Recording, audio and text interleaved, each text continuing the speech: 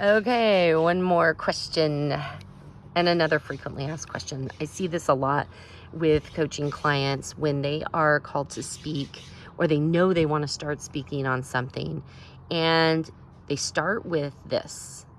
Here is my title. Here is my topic. Here are my 3 bullet points. Okay.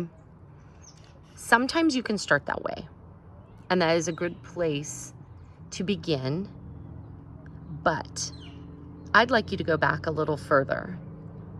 Instead of starting your content building and writing a talk from, okay, here's my title, now I'm going to fit everything neatly under it, I say wait.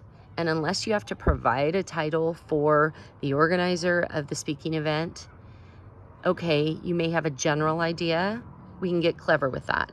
But if you don't have to provide a title right away, often the title will rise and become very clear as you build and create your content.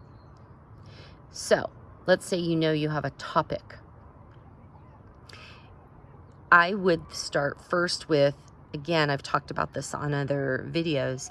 What's the pain point? What's the struggle? What's the situation that your chosen audience, the people listening to you, the people that your message is for, what's the pain point? What's the struggle? What's the challenge that they are facing?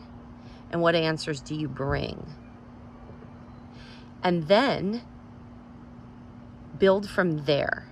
So yes, Wanda, this came from you, and I'm not mentioning your specific topics here, but don't worry about the topic for right now.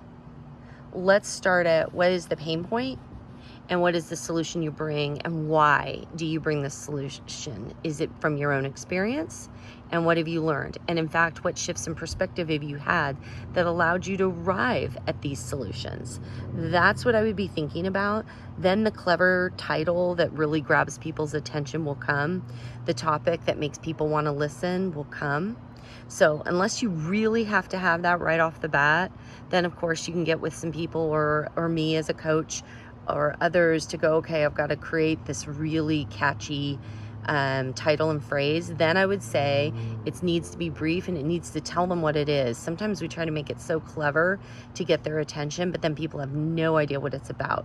So if you can keep it succinct and brief, but also clear what it has to do with, then be clever with it, okay, that's cool.